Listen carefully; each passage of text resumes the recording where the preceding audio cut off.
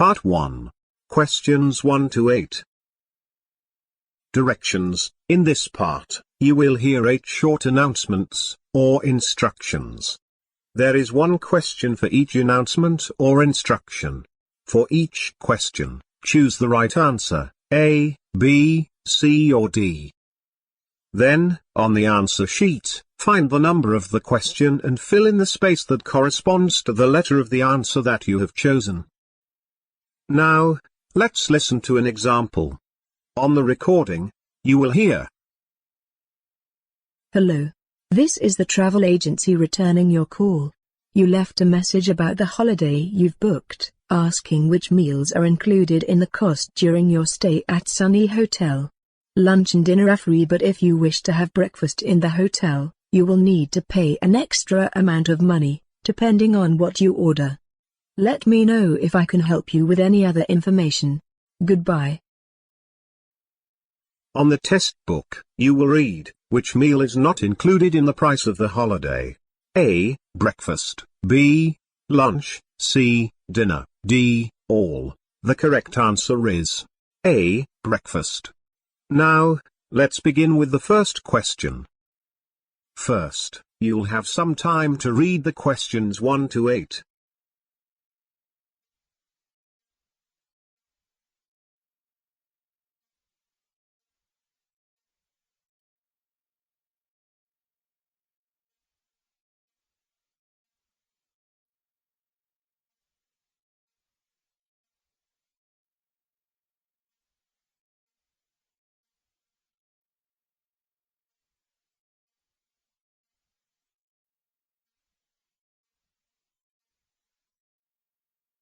Question 1. Where would you probably hear this announcement? Good morning, everyone. Please remember we have a meeting today in the large meeting hall on the 2nd floor at 10 o'clock this morning. All staff must attend. We will talk about the move to our new office building. We will move next Monday, so you need to know what to do and where you need to be on Monday. So please make sure that you are on time for today's meeting.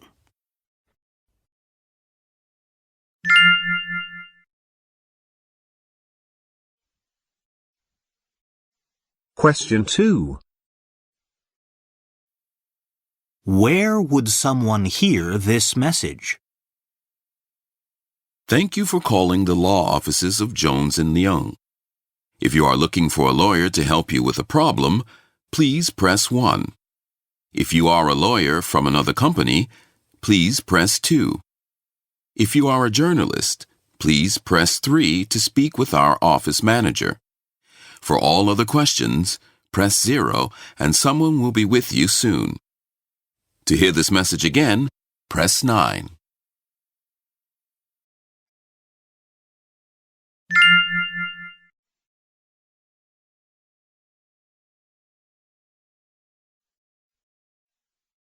Question 3.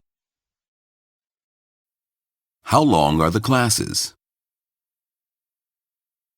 Remember, everyone needs to attend the sales training this Wednesday. The first class will start at 9 o'clock. At 10:30, we'll have a short coffee break. The second class will start at 10:45. We'll have lunch from 12:15. The third class will start at 1:30 p.m., then a short break. The last class will start at 3:15 and finish at 4:45. That's the day after tomorrow. Don't forget.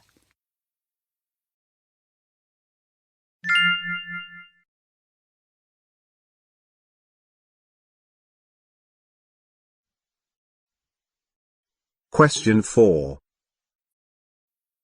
What should Jen do tomorrow? Hi, everyone. Meet Jen. She'll be joining our team starting today. Jen worked in the head office for 5 years, but from today, she'll be working with us.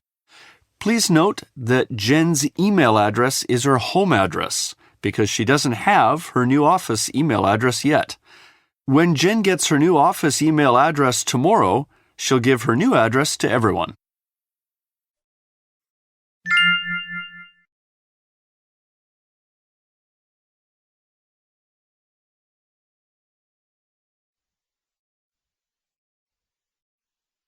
Question 5. What is the purpose of this announcement? May I have your attention? Because of the weather, flight number 446 is going to be a bit late leaving. It's just too dangerous to take off in this high wind. As soon as this thunderstorm passes, we will take off. We apologize for the inconvenience.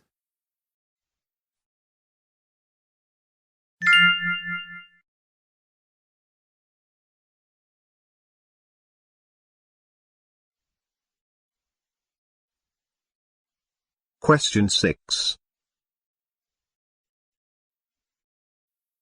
What is the main point of this announcement? Thank you for coming to see the Pacific Art Museum's exhibition of 18th century landscape paintings. The museum will be closing in 15 minutes. Please begin moving to the museum exits.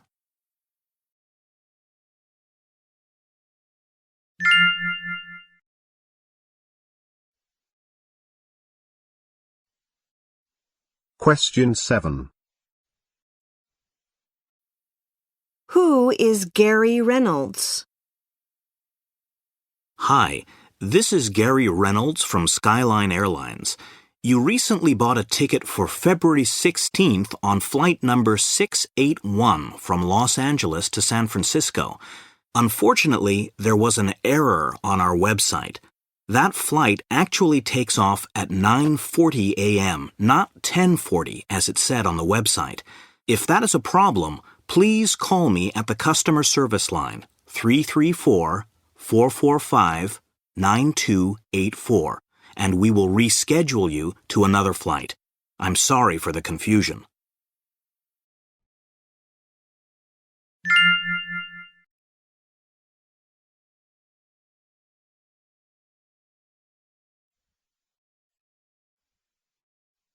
Question 8.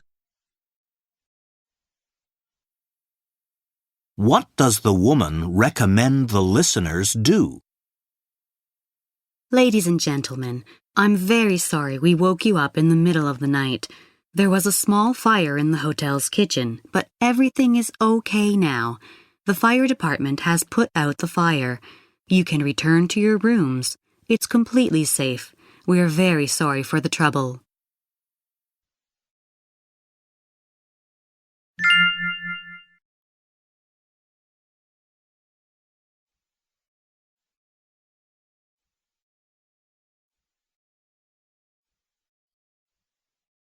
That is the end of part 1.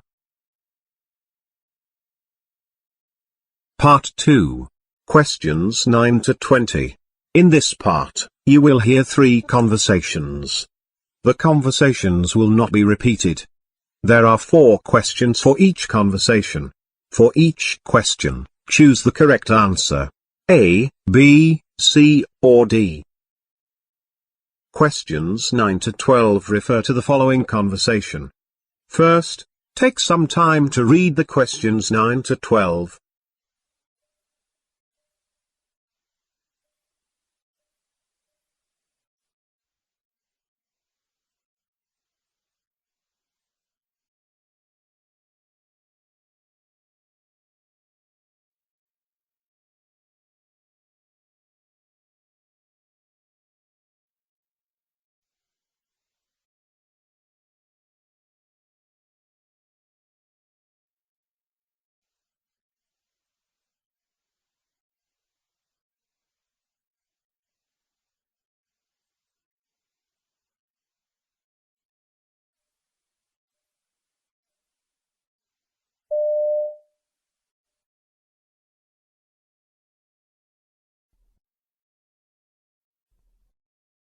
Hi, Professor Smith. Do you have a few minutes? Sure. How can I help? I want to know how to write a good essay. I see. What exactly is the problem? Well, I'm not sure. I take many notes and I understand the lessons. It's just that my essays aren't very good. Ah, yes. A good essay needs organization. Let's go over the format for an essay. That'd be great. So there are the 3 parts to an essay. First, there's the introduction. You need a strong introduction. This gives the main idea for your whole essay, okay? That makes sense. Next, there are the body paragraphs. They provide evidence or details for your main idea. Okay. I think I should write this down. Yes, that is a good idea. Okay. Can you tell me about body paragraphs again? Sure. The body paragraphs provide evidence or details. Oh, right. And then there's your conclusion. The conclusion is just a summary of your main idea. Wow, I've never thought of it that way. Yes, it can make a big difference. Good organization is important for essay writing.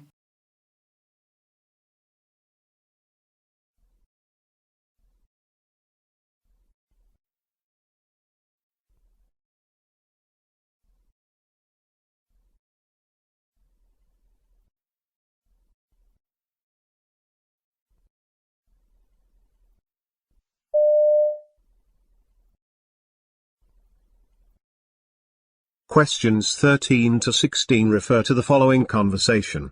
First, take some time to read the questions 13 to 16.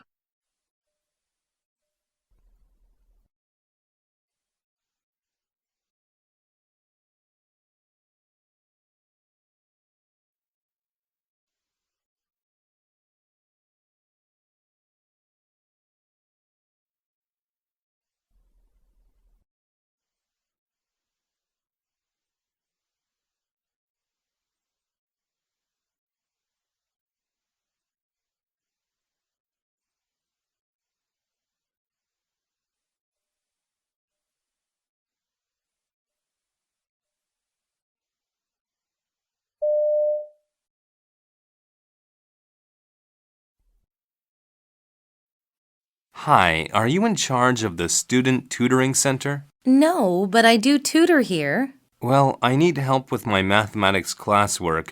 Can you help me? That's fine. I'm actually a math major. I can help you.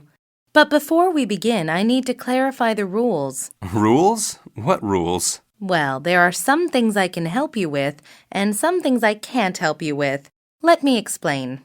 Okay. First of all, our school has rules about cheating. It's pretty standard for schools nowadays. Anyway, according to the rules, if you cheat, then you can get kicked out of school. That makes sense. I don't want them to punish either one of us because of tutoring. Exactly. Okay, so I can help you with things like learning strategies for studying and studying from your notes. I can even help you take notes. However, when it comes to classwork and homework, you're on your own. Are we all clear? I think that's fair.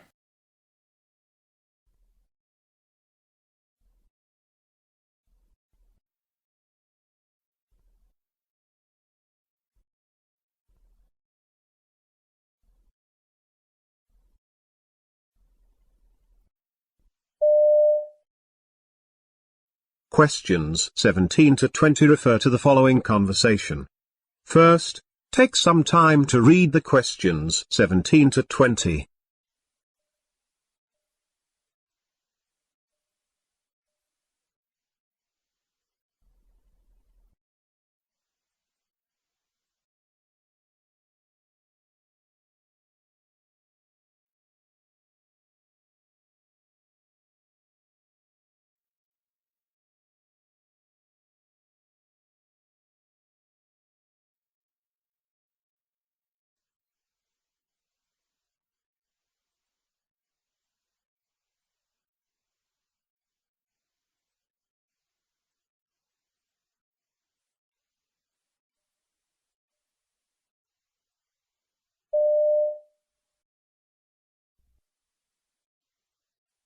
Hi, can I help you with anything? Hi, Professor.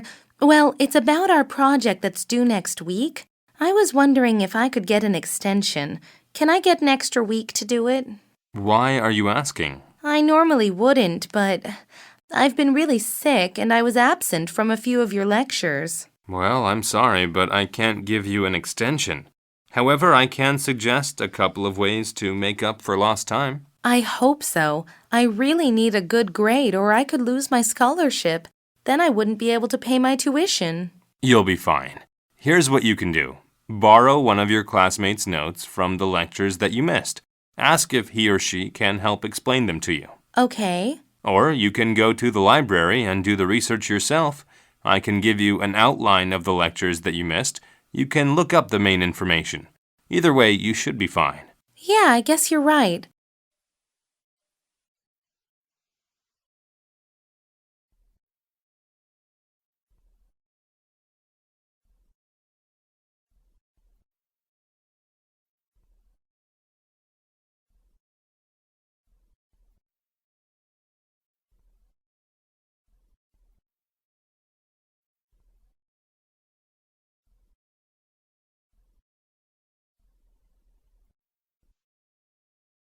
That is the end of part 2. Part 3. Questions 21 to 35. In this part, you will hear 3 talks, lectures or conversations.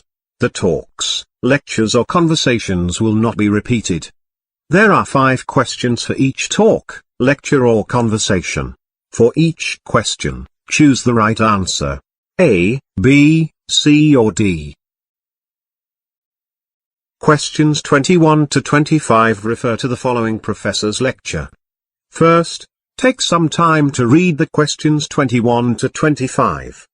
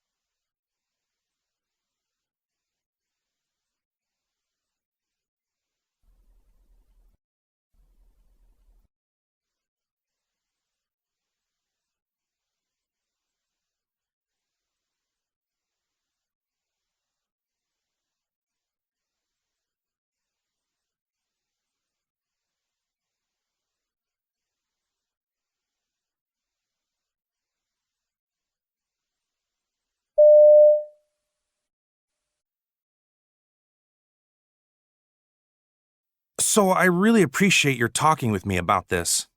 Well, I was concerned. Generally, I think students should get a grade based on your overall work. But I could see that you didn't do as well on the last test. And you had done very well on the first 2 exams. I know. I was right in the middle of moving out of my dorm at the end of the semester, and that was my last exam. Normally, I wouldn't ask to take an incomplete, but I just didn't feel that a lower grade really represented my work. I agree. But again, I don't usually like to do change of grade forms. Okay, I understand. So, well, I was thinking, perhaps if you want to do an extra credit project, let's say something that will help you pull your grade back up to an A-. I can do that. Look, it's so important that I maintain very good grades. My financial aid package requires that I do. I can understand that. So what should I do? Okay, here's the deal. You write a 5-page paper on Shakespeare's worst play, and I mean you have to have read all of them to decide what his worst play was.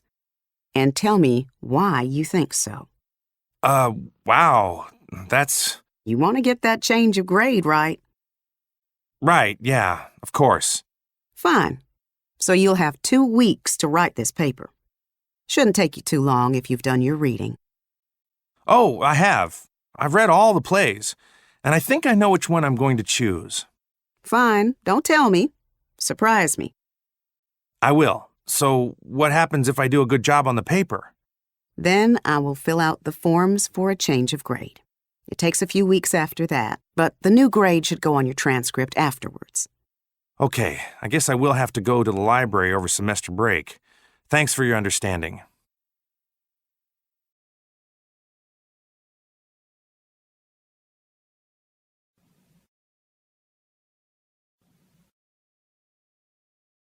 Questions 26 to 30 refer to the following conversation. First, take some time to read the questions 26 to 30.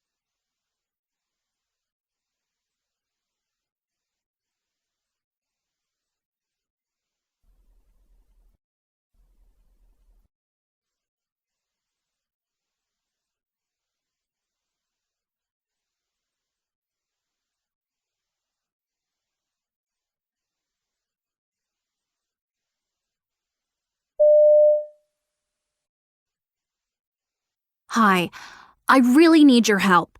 I've got to prepare for a presentation, and I haven't got a clue about how to do a visual slideshow. Well, that's why we're here. We have tutors who know all the word processing and presentation programs. Do you know what presentation viewer program you want to use? I have no idea. Which is best? That depends on what you want to do. Is your presentation just text, or do you want to use visuals with all the bells and whistles? You mean like images and graphics and things that move around on the screen? Exactly. You can include sounds or video too. Yes, absolutely. The better it looks, the better I hope my grade will be. Oh, I think it's important that a presentation look good, but you have to have the substance too. I guess so.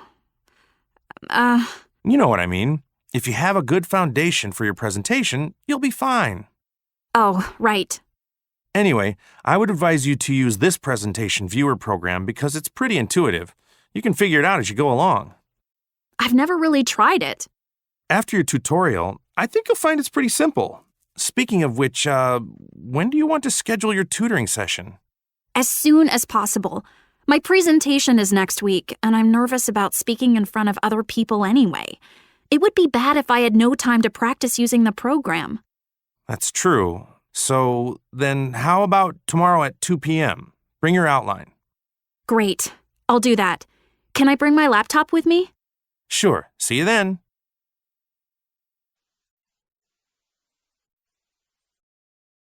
Questions 31 to 35 refer to the following professor's lecture. First, take some time to read the questions 31 to 35.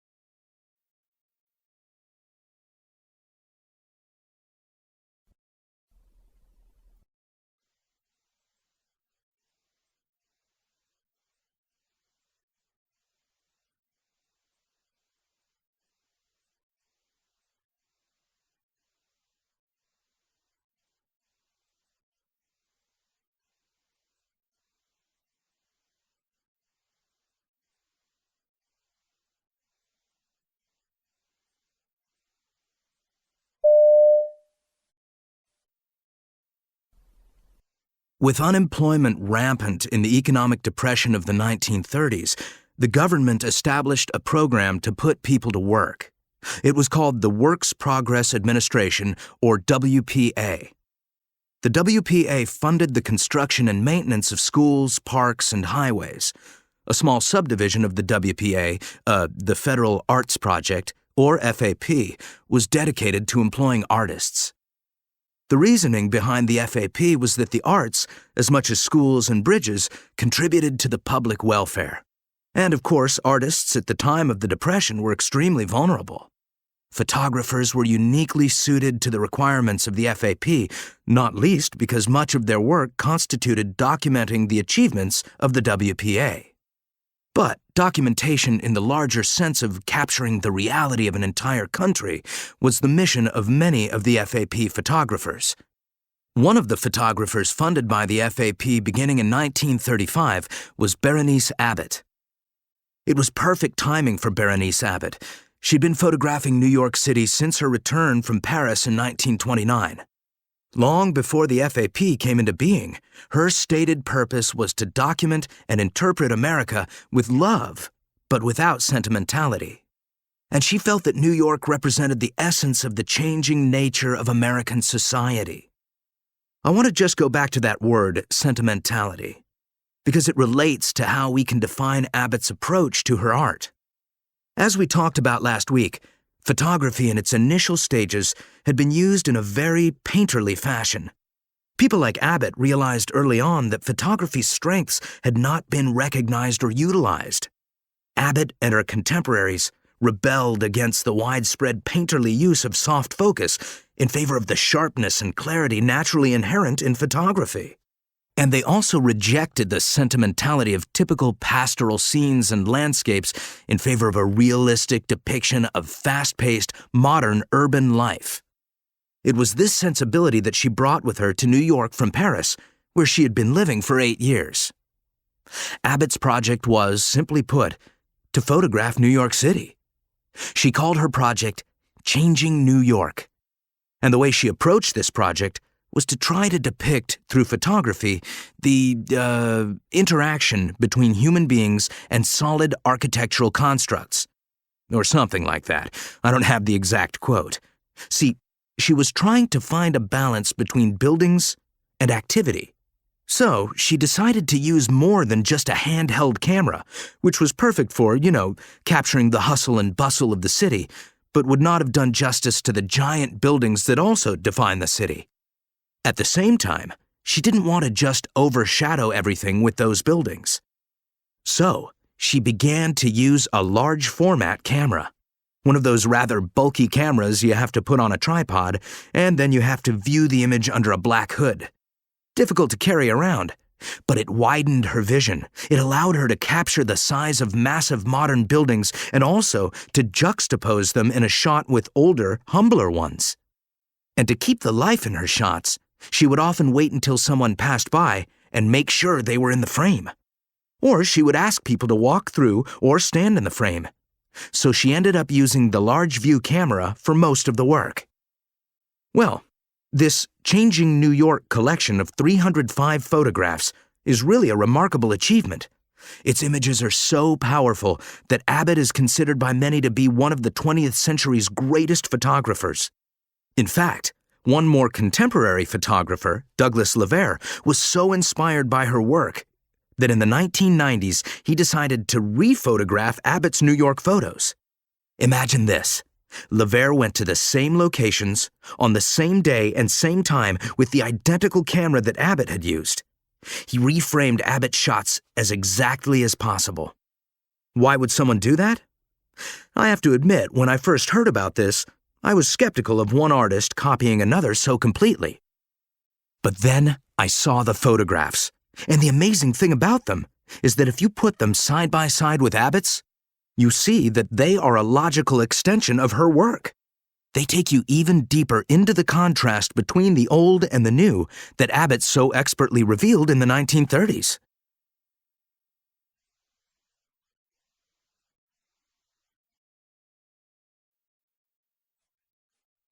This is the end of the listening paper.